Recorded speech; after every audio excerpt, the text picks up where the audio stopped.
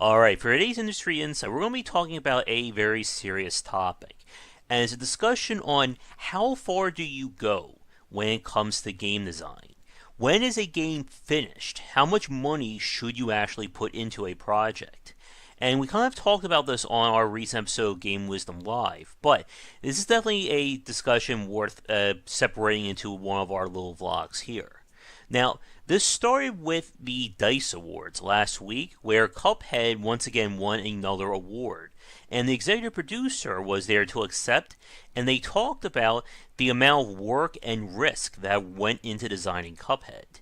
They said at the beginning they were very frugal when it came to spending money on things for the game, living on the cheap side in order to maintain development and stuff like that. And they said something that got a lot of indie developers a bit annoyed. And that was after Microsoft reached out to them and expressed interest in Cuphead, they decided to go all in and took a second mortgage out on their house in order to finish funding the game. And the game still took several years to come out. Now, with that said, of course, it was a happy ending. Cuphead was one of the best games of 2017. It was and apparently still is winning awards. But what has a lot of people upset is that the Cuphead model, or what happened with Cuphead's development, is not the standard for what it means to develop a game. Most developers would kill for Microsoft or Sony with No Man's Sky, for instance, to contact them saying that they would like to back their game. But the problem, and where this discussion gets very tricky, is at what point do you say enough is enough for designing a game? Because video games are not like other mediums, and there are several big parts I want to discuss. The first part is what it means to end a video game. Now, when it comes to other products and other mediums, there is a hard stop. There is a light at the end of the tunnel. If I'm making a movie, it's when we're done filming the last page of the script. If I'm building a car, it's when that car is all put back together again, the engine, we turn on the car, it runs. If I'm making a TV show, the same deal about movies. But when it comes to a video game, how do you know when the game is done? If you ask most developers that, they'll usually say something along the lines of, it's done when we say it's done, or when we run out of money. In a perfect world, you could work on whatever game you want for however long you want. But unfortunately, we don't live in that world. And as we've said before, the longer it takes you to develop a game, the harder it's going to be to recoup that cost. Going back to Cuphead, with their focus on hand-drawn animation, that was certainly not a cheap exercise. It's why many modern cartoons today make use of flash animation, because it's a lot cheaper and easier. But Cuphead, I'm not sure if they've actually released any numbers yet, but I'm really curious about how much it costs to develop that game. Now, I'm sure by this point it must have either made it back or has came close by now concerning the success. But the problem, though, is how long are you supposed to work on a video game? Because that's the other point. You can always add to a game, and this is where what we talked about before with the fast burn syndrome coming into effect. You never know what mechanic or system is going to make or break your title. And there's always that voice in your head saying, just keep adding more, just keep building this. If my game has 10 levels, let me add 20 more levels. That's double the levels, maybe we'll get double the Metacritic score or double the profit. But the problem again is, just because you put more time and money into a title doesn't automatically make it better. Another point we've said before is that all the money, creativity, and people working on a game doesn't mean squat if the entire team fails at execution. And that was one of the things we talked about on the Game Wisdom Live segment. That at the end of the day, execution is the most important part of developing a game. If you can't get everything working together, it doesn't matter how well your game succeeded on Kickstarter, doesn't matter how many major websites cover you, your game's going to fail. Now, another major part about this kind of risk goes back to one of the harder parts of game development, and that is actually putting a value on game design.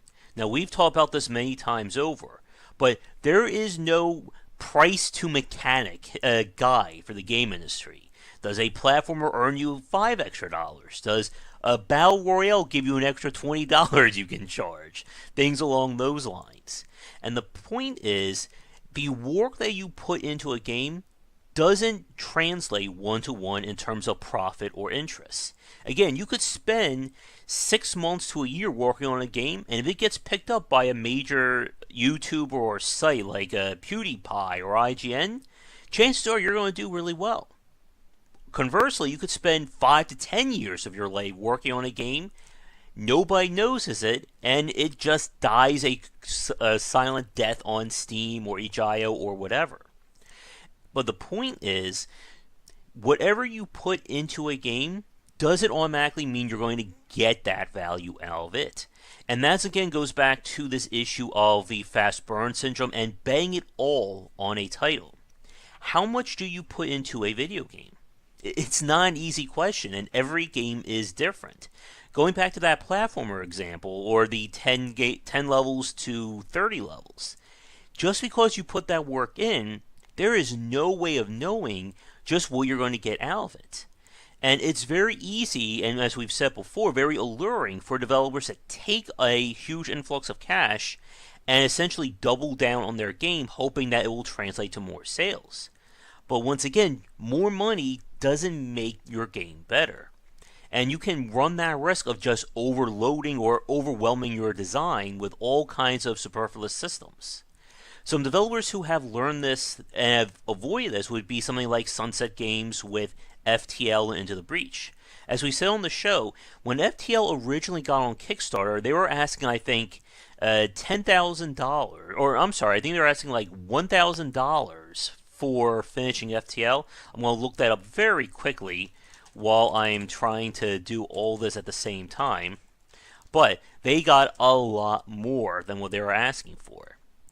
And the grand total is, okay, so they're asking for $10,000 and they made $200,000 on Kickstarter.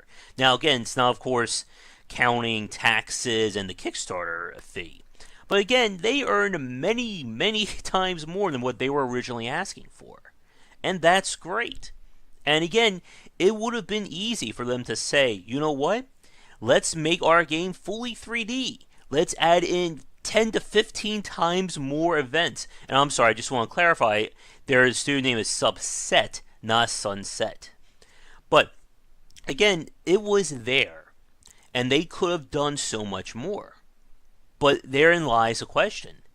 If they would have done a lot more to FTL, added in more events, more ships, maybe even completely redesigned the scope of their game, would that have translated to more sales? It could have. They could have turned out an amazing title, even beyond what they originally intended and what we got. Conversely, it could have failed and blown up in their faces, and they could have blown or destroyed, or burned $200,000, making a failed game. What we saw with the System Shock reboot that we talked about is a good example of that. After the success of that Kickstarter, the developers decided to expand their original scope. And in this case, it didn't work for them. And I'm pulling up their Kickstarter now. Oh boy. So they were originally asking for $900,000 to finish the game, and they ended up with just over $1.3 million.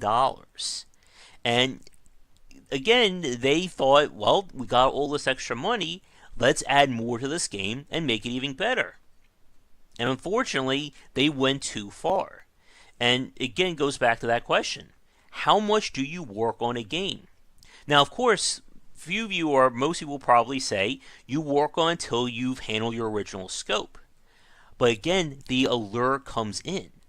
If I receive, an extra $200, $500, or even $1 million to my game, do I add more to it? What if I'm working on this game and I wake up one morning and Total Biscuit and PewDiePie are covering my game, Jim Sterling's telling everybody to go and support me, and Sony just sent me an email saying they want to publish it? Do I go bigger at that point? Do I stick with the original model? And again, it's very hard to answer this question. When we spoke to Harebrained Schemes, who are working on Battletech, When I spoke to one of the co-founders, he told me that whatever they scope for their Kickstarter, that's it. If they earn the stretch goals, or if they earn 30 times the amount, they're still going to go with that amount. And 1 second, I'm going to answer that phone. I'll be right back. And we're back. So getting back to the point, whatever Harebrained earned through their Kickstarter, it didn't matter unless it was within the scope of their original design. If they earned 30 times what they were asking for, they would still only keep to what the Kickstarter stretch goals were. And they knew exactly what to spec or what to advertise for it to know what they could do within their timetable. And even then, I think they've gone past that at this point. But they've certainly earned enough goodwill from their Kickstarter fans to keep their heads high about it. And again, the point is, unless you're planning things out all the way through, you have to be really careful when you decide to push things further. Because you could take a profitable idea, a safe idea that you know people like, and completely ruin it. And if you're not already thinking along those lines to begin with, you are messing with things that you don't even know you could even do. And again, we've seen that with Kickstarter and early access titles that keep adding content and mechanics and systems, and it's just not working. And if every 2 steps you take, you go back 3, you're just wasting time and money. And in many cases, it's time and money that you don't have. Now, going back to Cuphead, one major point that we have to discuss, again, is the publisher side of things. Because this is a very dangerous mindset to have. There are developers out there who are basically banking their hopes and dreams on that mythical angel investor. They're hoping to make a prototype that's good enough that a publisher will either reach out to them, or if they reach out, they'll gain interest. And you cannot bank your studio and your game on that possibility. Again, stuff like Sony reaching out to Hello Games or Microsoft reaching out to Studio MDHR, that is not the norm. And I cannot express that enough, that you cannot bet your game on that. And this is how a lot of projects, or this is where we see a lot of developers fail. When they're betting their game and their studio on untested or random events happening that will make things work. This is why when I talk to a lot of independent developers these days, one of the most important things I want to hear from them when they're describing their game is a good understanding of what they can do versus what they can't do. Because at the end of the day, again, you could make whatever you want for your game, but if you don't have the skills and the team behind you to do so, all you're going to do is waste money. And again, it's very important to settle on what you want to make your game and then stick with it. Now, with that said, I want to turn once again back to Red Hook Games with the Darkest Dungeon. Because that is considered, I think for me, one of the best examples of the game that went through the entire crowdfunding process, and it succeeded. Once again, when it comes to Red Hook Games, Tyler Sigmund and Chris Barassa, they're not newcomers to the industry. They both have had many years together working on games and in various parts of game development. So they understand the development pipeline. And they also understand the importance of social media and PR. So the success of Red Hook Games wasn't just, again, them throwing dice against the wall and hoping to get, a pair of sixes. They planned things out and knew what they wanted to do, and they executed it. But here is one final question, then we'll begin to wrap things up, or one final issue. As we said before, quality when it comes to a video game is not the only factor anymore. You have to understand the social media side. You have to be able to market your game and get people interested in it. But there's this kind of catch-22 when it comes to success. Did the game succeed because it was a great enough title and it earned the press and the PR?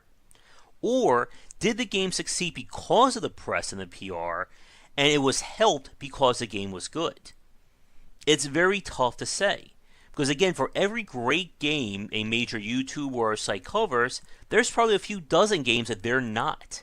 I mean, I'm still having trouble trying to catch up with all the games that people send me press keys for. Some of them are bad, some of them are amazing, but again, it's very hard to find the time to cover everything. And when it comes to working on your game, once again, there are so many factors that come into play that can either lead to a resounding success or a complete studio closing, or even something like worst case scenario for Studio MDHR, them losing their home. Now, with that said, our final point for our video today is, in order to mitigate these risks and knowing when your game is working and when it's not, play testing is the most important factor. The second you have something playable, you should get in front of as many eyes as you can. Of course, people that you trust to start with, because it's important to get that outside experience to see whether or not you have an idea that's bankable, that people want to play. You won't wait 2 years into your game development to then show it to people and have them all say, I hate this game, go make something else. And again, when it comes to playtesting, this is how you're going to find out how your audience, and more importantly, how your market is viewing your title. And any time you can get that kind of information to help you fine-tune your game, so much the better. Because as we said before, iteration is another major factor of successful game design. There is not one game out there that went through the entire development without any issues or hiccups or needing to adjust things. And being able to execute that vision is just as important. But with that said, we're going to wrap things up here for today's industry insight. So once again, when it comes to game design, it's very hard to know when to stop. You always have that feeling that maybe if I add one more system or add a few more levels or animated cutscenes or anything like that, that it can lead to a better game and, more importantly, a more profitable one. But there is no guarantee or knowns when it comes to what creates value for a video game and what drives that interest. And you have to be aware that the more you put into a game doesn't mean you're going to get more out of it. And it's important to understand what is the basic ending of your game. What is the bare minimum that you need to get done that your game is finished? That I can put this version of my game out on Steam or itch.io or Humble or whatever, and this is a sellable product. Now, if people express more interest and you're getting tons and tons of interest for more DLC or more content, go for it. But still keep in mind that the interest has to be there. If you're scoping your game out to release a barely finished 1.0, have 10 months of DLC, and then bank on Microsoft publishing your game, well, good luck to you, friend. But with that said, we're going to wrap things up here. Thank you so much for watching today's Industry Insight. If you'd like to suggest a topic for a future piece, let me know down below. But be sure to check back for daily discussions on game design here and on Game Wisdom, where we examine the art and science of games. Before we get to the credits, just a quick shout out and thank you to the supporters over on patreon.com/GWBycer. Thank you so much for watching this video. If you enjoyed it, be sure to like and subscribe to the channel. Check back around 10 Eastern for regular streaming. If you'd like to suggest games for me to cover or topics to talk about, let me know in the comments below. For a collection of my writings as well as weekly podcasts on design, check out game-wisdom.com. To support the Game Wisdom Patreon, you can find us on there on patreon.com/GWBycer. $1 will get you into our private Discord channel where we talk game topics and more. $5 will get you voting privileges for any major event, including the Saturday Night Grab Bag, Patreon-funded goals, and more. Thanks again for watching, and I hope you enjoy more videos here on the Game Wisdom YouTube channel.